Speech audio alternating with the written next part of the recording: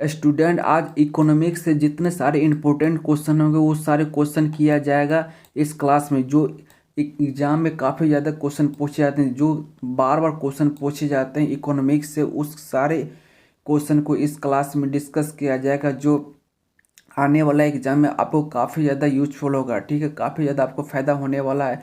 अगर ये क्लास कीजिएगा तो आपको काफ़ी ज़्यादा फ़ायदा होने वाला है आने वाला एग्जाम में, चूँकि अर्थशास्त्र से वो क्वेश्चन लिया गया है जो बराबर क्वेश्चन पूछे जाते हैं कम्पिटिटिव एग्जाम में। ठीक है, तो हम लोग क्वेश्चन की ओर चलते हैं। पहला क्वेश्चन क्या कहा था वो देखिए, आप लोग भी पढ़िए और जवाब जरूर दीजिएगा। ठीक है, नहीं समझ में आएगा तो वीडियो को रोक कर देखिएगा। ठीक है, देखिए अगला क्वेश्चन है कि अर्थशास्त्र का जनक किसे कहा जाता है, बताइए। अर्थशास्त्र का जनक किसे कहा जाता है, इसका जवाब दीजिए। अर्थशास्त्र का जनक किसे कहा जाता है, बिल्कुल सही जवाब है एडम स्मिथ को। ठीक है, एडम स्मिथ को अर्थशास्त्र का जनक कहा जाता है। ठीक है, अगला क्वेश्चन आपके सामने ये रहा। देखिए अगला क्वेश्चन आपके सामने ये रहा, मिश्रित अर्थव्यवस्था क्या है, बताइए। मिश्रित अर्थव्यवस्था किसको कहते हैं, बताइए। मिश्रित अर्थव्यवस्था का क्या तात्पर्य है, बताइए, इसका जवाब दीजिए। मिश्रित अर्थव्यवस्था का क्या तात्पर्य है, बताइए, इसका जवाब दीजिए। तो जहां राष्ट्रीय अर्थव्यवस्था में सार्वजनिक क्षेत्र के साथ साथ निजी क्षेत्र भी विद्यमान होता है, उसी को मिश्रित अर्थव्यवस्था कहा जाता है। जैसे कि भारत में मिश्रित अर्थव्यवस्था है। ठीक है, भारत में कैसा अर्थव्यवस्था है, तो मिश्रित अर्थव्यवस्था है। ठीक है, अगला क्वेश्चन देखिए आपके सामने यह रहा। देखिए अगला क्वेश्चन आपके सामने ये रहा, आप लोग भी पढ़िए समझिए।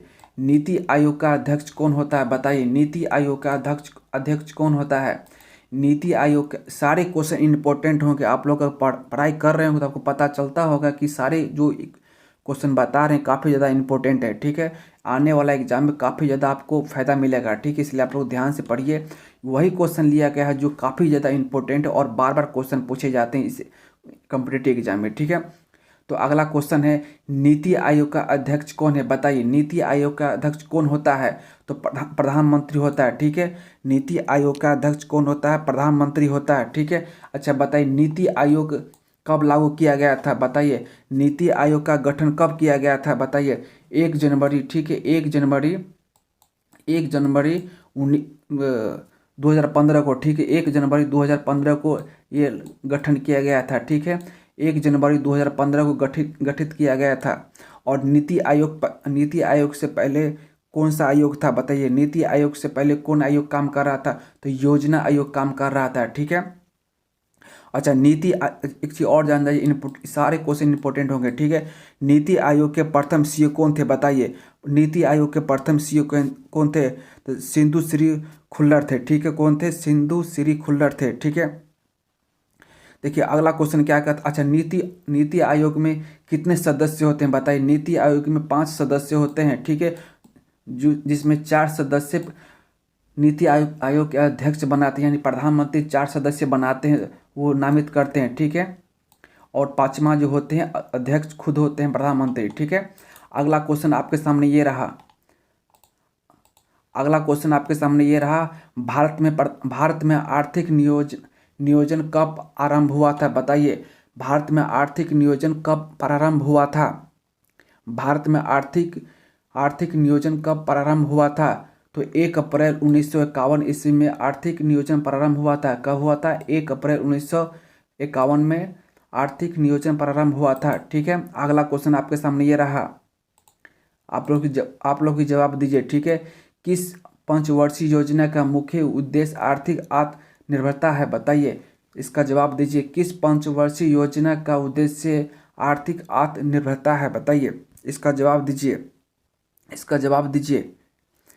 चतुर्थ योजना में आर्थिक आत्मनिर्भरता का उल्लेख किया गया है। ठीक है, चतुर्थ योजना में आर्थिक आत्मनिर्भरता का उद्देश्य बनाया गया था। ठीक है, प्रथम बताइए, प्रथम योजना कब लागू हुआ था, बताइए। प्रथम योजना कब लागू हुआ था, तो 1951 से आपको 1956 तक। ठीक है, 1951 से 1956 तक ये लागू हुआ था। ठीक है, और द्वितीय योजना कब से कब तक था बताइए? 1956 से लेकर 1961 तक, ठीक है। कब से कब तक?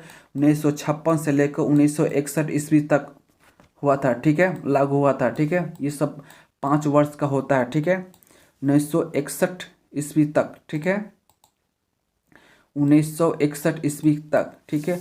तृतीय योजना कब कब से कब तक था बताइए? तृतीय योजना कब से कब तक था? तो 1961 से 1966 तक, ठीक है, 1961 से 1966 तक, ठीक है। और चतुर्थ योजना कब से कब तक था बताइए? चतुर्थ योजना कब से कब तक था? तो 1969 से, ठीक है, कितना से? 1969 से 1974 तक, ठीक है, 1974 तक, ठीक है। ठीक है, प्रथम योजना कब से कब तक हुआ था? तो देखिए, प्रथम योजना कब से कब तक हुआ था? तो 1991 से, ठीक है, 1991 से 1956 तक हुआ था, ठीक है। द्वितीय योजना कब से कब तक हुआ था? तो द्वितीय योजना 1956 से 1961 ईस्वी तक हुआ था, ठीक है। और तृतीय योजना कब से कब तक लागू हुआ था? तो 1961 से 1966 ईस्वी तक, ठीक है। और चतुर्थ योजना कब से कब तक हुआ था? 1969 से 1974 तक, ठीक है। इस 5 वर्ष तक योजना लागू होता है, ठीक है। अच्छा, प्रथम योजना में क्या उद्देश्य था बताइए? प्रथम योजना, इस सारे क्वेश्चन इंपॉर्टेंट होंगे, इससे बहुत सारे क्वेश्चन बनते हैं, इसलिए आपको बता देना चाह रहे हैं, ठीक है। और ऐसे क्वेश्चन काफ़ी ज़्यादा क्वेश्चन पूछे जाते हैं कॉम्पिटिटिव एग्जाम में, ठीक है। तो बताइए प्रथम योजना में क्या उद्देश्य था, ये बताइए। प्रथम योजना में क्या उद्देश्य था? तो कृषि को बढ़ावा देना, ठीक है। प्रथम योजना में क्या उद्देश्य था? तो कृषि को बढ़ावा देना, ठीक है। द्वितीय योजना में क्या उद्देश्य था बताइए? द्वितीय योजना में क्या उद्देश्य था? द्वितीय योजना में क्या उद्देश्य था बताइए, ठीक है। औद्योगिक विकास की नीति अब बनाई गई थी, ठीक है। औद्योगिक विकास की नीति अपनाई गई थी। तृतीय योजना में क्या उद्देश्य था बताइए? तृतीय योजना में क्या उद्देश्य था? तो अर्थव्यवस्था को गतिशील और नागरिकों को आत्मनिर्भरता बनाया गया था, ठीक है। चतुर्थ योजना में क्या उद्देश्य रखा गया था बताइए? चतुर्थ योजना में क्या उद्देश्य रखा गया था? आर्थिक विकास और आत्मनिर्भरता का प्राथमिकता दिया गया था, ठीक है। ये सारे क्वेश्चन इंपॉर्टेंट है, आप लोग अच्छी तरह से इसको देखिए, ठीक है। देखिए अगला क्वेश्चन क्या कहता है आपके सामने, ये रहा। अंत्योदय कार्यक्रम का मुख्य उद्देश्य क्या है बताइए? अंत्योदय कार्यक्रम का मुख्य उद्देश्य क्या है? ये गरीबी में सबसे अधिक गरीबी को मदद करना, ठीक है। अंत्योदय कार्यक्रम का मुख्य उद्देश्य जो था, गरीबी में सबसे अधिक गरीबी को मदद करना, ठीक है। अगला क्वेश्चन आपके सामने ये रहा। देखिए अगला क्वेश्चन देखिए क्या कहता है। संपूर्ण ग्रामीण रोजगार योजना किस तिथि को आरंभ किया गया था बताइए? संपूर्ण ग्रामीण रोजगार योजना किस तिथि को आरंभ किया गया था? सारे क्वेश्चन इंपॉर्टेंट है, खासकर ICAR टेक्नीशियन के लिए काफ़ी ज़्यादा इंपॉर्टेंट क्वेश्चन है, ठीक है। बताइए इसका जवाब दीजिए। संपूर्ण ग्रामीण रोजगार योजना किस तिथि को आरंभ किया गया था? इसका जवाब दीजिए। 25 दिसंबर 2001 को किया गया था, ठीक है। 25 दिसंबर 2001 को स्टार्ट किया गया था, आरंभ किया गया था, ठीक है। अगला क्वेश्चन आपके सामने ये रहा, ठीक, इसका जवाब दीजिए। ये सारे क्वेश्चन इंपॉर्टेंट है भाई। देखिए अगला क्वेश्चन है, सृजनात्मक बेरोजगारी का कारण क्या है बताइए? सृजनात्मक बेरोजगारी का कारण क्या है बताइए? इसका जवाब दीजिए। बिल्कुल सही, अपर्याप्त उत्पादन की क्षमता के कारण जो सृजनात्मक बेरोजगारी के कारण होता है, ठीक है। अगला क्वेश्चन आपके सामने ये रहा।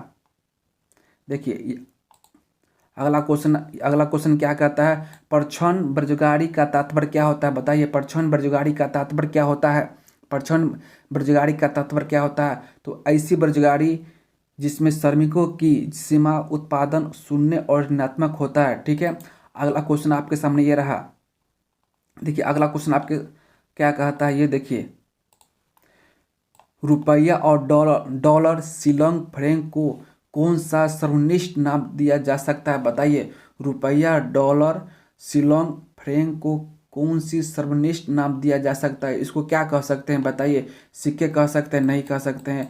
नोट कह सकते हैं? नहीं कह सकते हैं, ठीक है। विनिमय कह सकते हैं? ये भी नहीं कह सकते। मुद्रा कह सकते हैं, यानी करेंसी सबको कह सकते हैं, सभी को करेंसी के रूप में कह सकते हैं, ठीक है। तो आंसर डी होगा, ठीक है। अगला क्वेश्चन आपके सामने ये रहा। इसको जवाब दीजिए।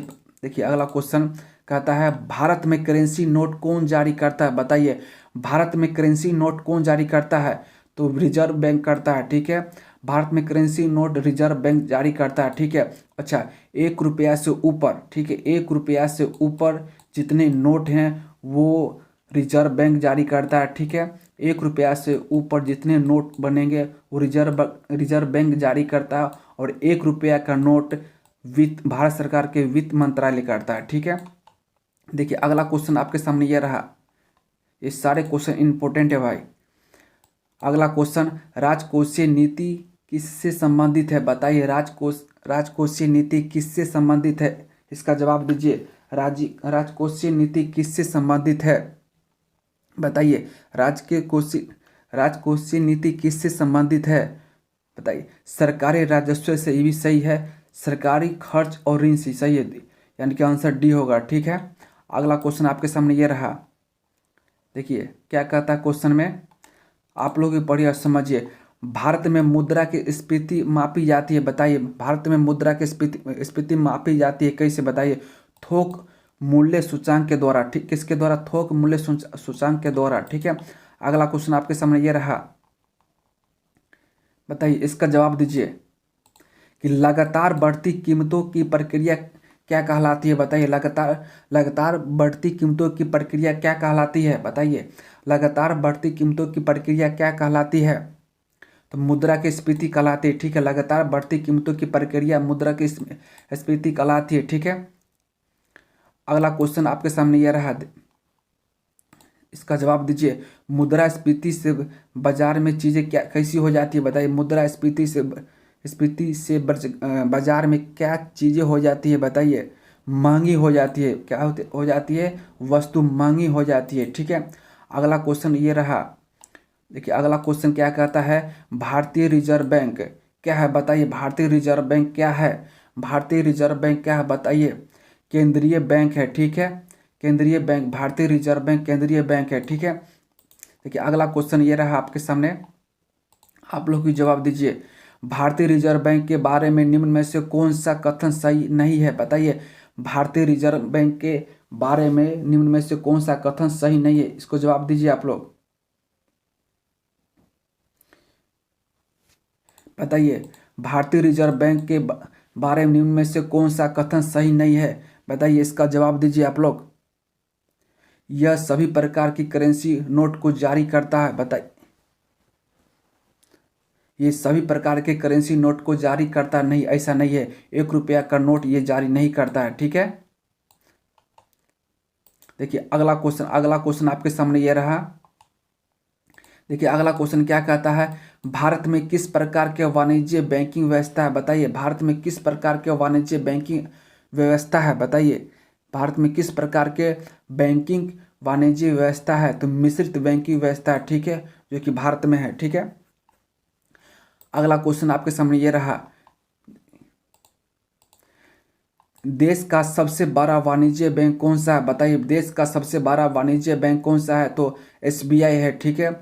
और सबसे ज़्यादा शाखा इसी के पास है, और सबसे ज़्यादा कस्टमर इसी के पास है, ठीक है। देखिए अगला क्वेश्चन आपके सामने ये रहा, भारत सरकार ने देश को 14 बैंक को राष्ट्रीयकरण किया था, बताइए। भारत सरकार ने देश को 14 बैंक का राष्ट्रीयकरण कब किया गया था, तो जुलाई 1969 में, ठीक है। और अभी राष्ट्रीयकृत बैंक कितना है, 12 है, ठीक है। अगला क्वेश्चन आपके सामने ये रहा, राष्ट्रीय आय क्या है, बताइए। राष्ट्रीय आय क्या है, राष्ट्रीय आय क्या है, तो बाजार मूल्य पर निर्भर राष्ट्रीय उत्पादक, ठीक है। राष्ट्रीय आय क्या है, तो बाजार मूल्य पर निर्भर राष्ट्रीय उत्पादक है, ठीक है, उत्पाद है, ठीक है। अगला क्वेश्चन आपके सामने ये रहा, देखिए ये क्वेश्चन क्या कहता है वो देखिए। भारत की राष्ट्रीय आय अनुमानित होती है, बताइए। भारत की राष्ट्रीय आय अनुमानित होती है किससे, बताइए। भारत की राष्ट्रीय आय अनुमानित होती है किससे, बताइए, तो केंद्रीय सांख्यिकी संगठन के द्वारा, ठीक है।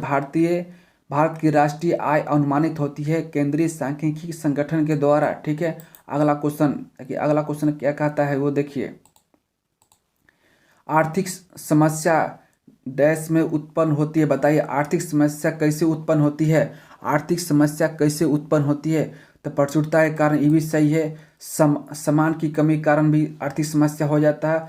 अधिक आवश्यकता और कम सामान के कारण भी आर्थिक समस्या हो जाती है। यानी कि उपरोक्त में से सभी ये हो गए, यानी कि तीनों होगा, ठीक है। यानी कि आंसर डी होगा, ठीक है। अगला क्वेश्चन आपके सामने ये रहा, इसका जवाब दीजिए आप लोग कि सार्वजनिक ऋण पर ब्याज किसका भाग है, बताइए सार्वजनिक ऋण पर ब्याज किसका भाग है, बताइए सार्वजनिक ऋण पर ब्याज किसका भाग है। तो राष्ट्रीय आय का भाग है, ठीक है। सार्वजनिक ऋण पर ब्याज राष्ट्रीय आय का भाग है, ठीक है।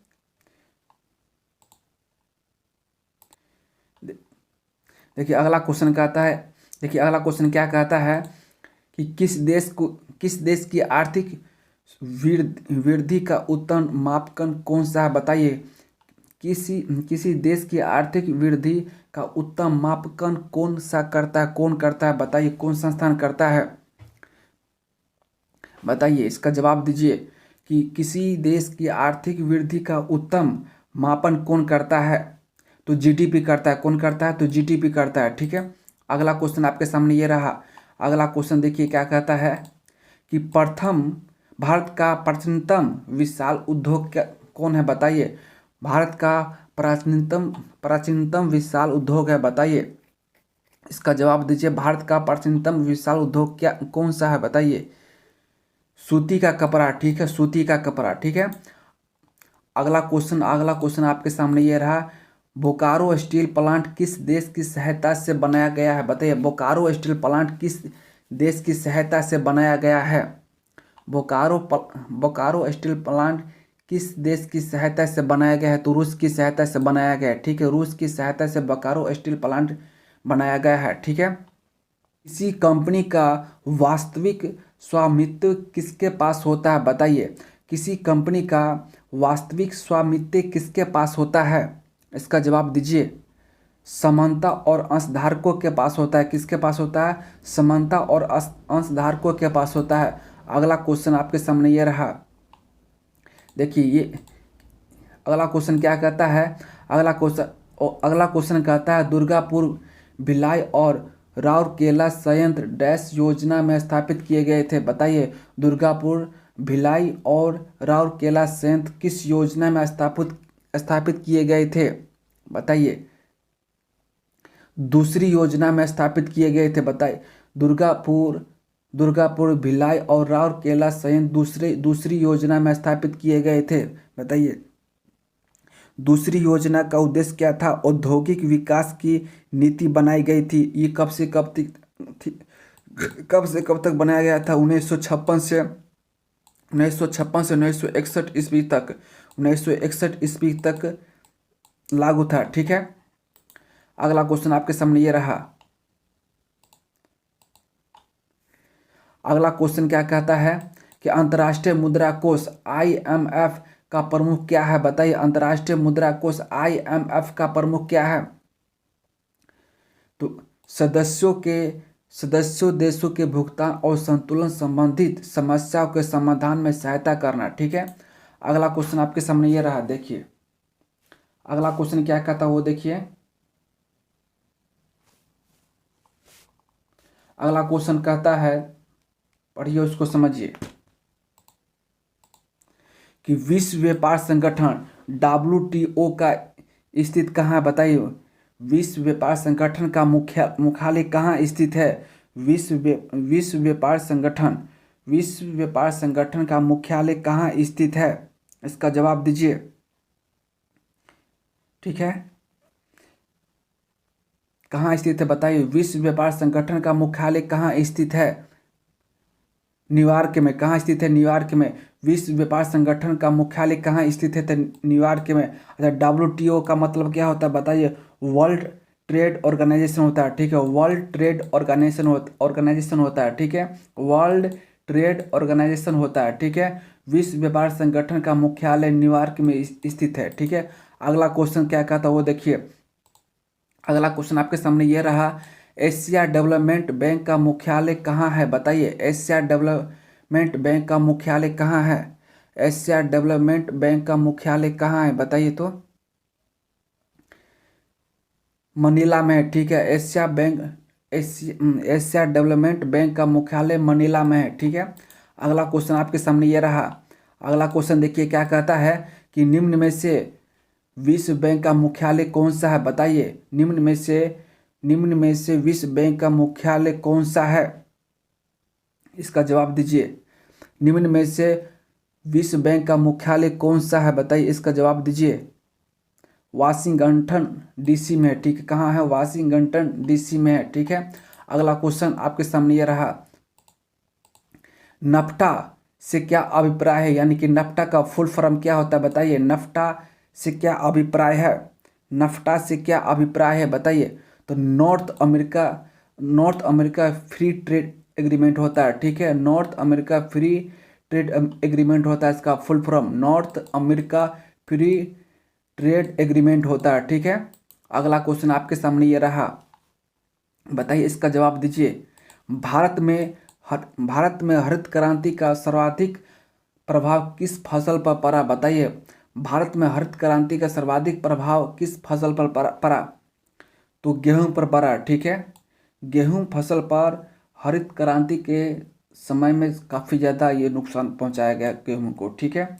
और ये बताइए कि हरित क्रांति कब लागू किया गया था, कब से कब तक था? तो 1966 से लेकर 1967 ईस्वी तक, ठीक है। 1967 ईस्वी तक, ठीक है। ये सारे इम्पोर्टेंट क्वेश्चन है। अगला क्वेश्चन आपके सामने ये रहा। देखिए अगला क्वेश्चन क्या कहता है। गेहूं के समर्थन मूल्य की अनुशंसा कौन करता है बताइए। गेहूं के समर्थन मूल्य की अनुशंसा कौन करता है? तो कृषि लागत एवं मूल्य आयोग करता है, ठीक है। कौन करता है? कृषि लागत और मूल्य आयोग करता है। देखिए अगला क्वेश्चन आपके सामने ये रहा। अगला क्वेश्चन क्या कहता है वो देखिए। इको मार्क किस उत्पाद पर दिए गए इस प्रमाण का चिन्ह होता है, यह उत्पाद है बताइए। इसका आंसर का जवाब दीजिए। इस क्वेश्चन का जवाब दीजिए। इको मार्क किस उत्पाद पर दिए गए प्रमाण का चिन्ह होता है, यह उत्पाद है। कौन उत्पाद है बताइए तो। इसका जवाब दीजिए। पर्यावरण की दृष्टि से अनुकूल है बताइए। आंसर ये होगा, पर्यावरण की दृष्टि से अनुकूल होगा, ठीक है। देखिए अगला क्वेश्चन आपके सामने ये रहा। अगला क्वेश्चन देखिए क्या कहता है कि निम्न में से उत्पादों में से किससे ISI चिन्ह प्रदान नहीं किया जाता है बताइए। ISI चिन्ह कौन सा वस्तु उत्पादन किया जाता है जिसमें ISI का चिन्ह प्रदान नहीं किया जाता है? ISI का चिन्ह प्रदान नहीं किया जाता है बताइए। ISI चिन्ह प्रदान नहीं किया जाता है, कौन सा सामग्री है? तो बिस्कुट में नहीं किया जाता है, ठीक है। बिस्कुट में ISI चिन्ह का चिन्ह प्रदान नहीं किया जाता है, ठीक है। अगला क्वेश्चन आपके सामने ये रहा। देखिए अगला क्वेश्चन क्या कहता है कि फिक्को क्या है बताइए। फिक्को क्या है? फिक्को क्या है बताइए इसका। फिक्को क्या है? फिक्को जो है भारतीय कृषि उर्वरक सहकारी संस्था है, ठीक है। फिक्को क्या है? भारतीय कृषि उर्वरक सहकारी संस्था है, ठीक है। स्टूडेंट ये सारे क्वेश्चन इंपॉर्टेंट तो आने वाला एग्जाम में आपको काफ़ी ज़्यादा मदद मिलेगा ये क्वेश्चन से। SSC के एग्ज़ाम हो या रेलवे की एग्ज़ाम हो या ICAR का टेक्नीशियन का एग्ज़ाम हो, ये काफ़ी ज़्यादा इकोनॉमिक्स से जो क्वेश्चन इंपॉर्टेंट है वो क्वेश्चन सारे लिए गए थे, ठीक है। आपको आने वाले एग्जाम में काफ़ी ज़्यादा फायदा होगा। आप एग्ज़ाम दीजिएगा पता चलेगा, ठीक है। और अब अभी भी आपको पता चल गया होगा कि कितने इंपॉर्टेंट ये सारे क्वेश्चन थे, ठीक है।